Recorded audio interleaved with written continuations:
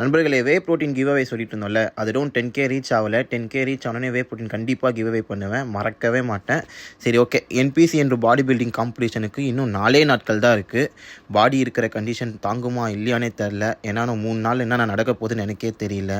அது மட்டும் இல்லை, அடிக்கிற வெயிலில் பார்த்தீங்கன்னா காலாங்காத்தால எம்டி ஸ்டொமக்கில் போயிட்டு கார்டியோ பண்ணுறது எவ்வளோ பெரிய தலைவலி தெரியுமா? அதுனே பண்ணிகிட்டு இருந்தேன். எப்போடா இந்த 1 ஹவர் முடியுன்றது. சரி, இந்த 1 ஹவர் முடிச்சுட்டு வீட்டுக்கு வந்துட்டு ஒரு எக்கை போட்டு சாப்பிட்டதுக்கப்புறம் தான் தூக்கமே வந்துச்சு. ஏன்னா இப்போலாம் பார்த்தீங்கன்னா தூக்கத்துக்கு பாய் பாய் சொல்ல வேண்டியது தான். 4 ஹவர் 3 ஹவர் தான் தூங்குறேன். சாப்பிட்டு இன்னொரு டைம் தூங்கினா தான் கரெக்டாக இருக்குது. சரி, சாப்பிட்டு தூங்கி எழுந்திரிச்சிட்டு ஒரு குட்டி வேலை, நம்ம காது குத்திருந்தோம்ல, அதுக்கு போய்ட்டு இன்றைக்கி கம்பல் வாங்கிட்டு வந்தோம். எப்படி இருக்குது? நல்லா இருக்கா?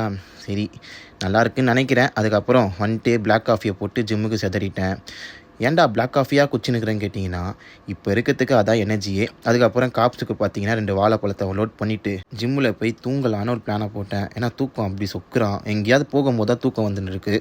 சரி, வாழைப்பழத்தை சாப்பிட்டு ஒர்க் அவுட்டில் குதிக்கலாம். இன்றைக்கி பார்த்தீங்கன்னா ஷோல்டர் அண்ட் பேக்கு சர்க்கியூட்டு, தேவையான சர்க்கியூட்டை லைட் வெயிட்டில் தான் போட ஆரம்பித்தேன். ஏன்னா நம்ம போன வாரமே பீக் ஸ்டார்ட் ஆகிடுச்சு.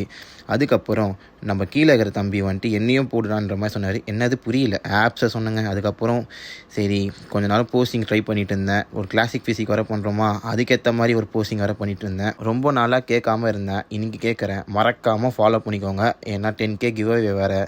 சரி, வீட்டுக்கு வந்துட்டு லாஸ்ட் மீலாக சாப்பிட்டு நான் தான் அவுட் ஆஃப் ஃபோக்கஸில் இருக்கேன்னு பார்த்தா என் கேமரா வேறு அவுட் ஆஃப் ஃபோக்கஸில் இருக்குது. அப்புறம் நாளைக்கு பார்ப்போம்டா பாய்ஸ் அண்ட் கேர்ள்ஸ்.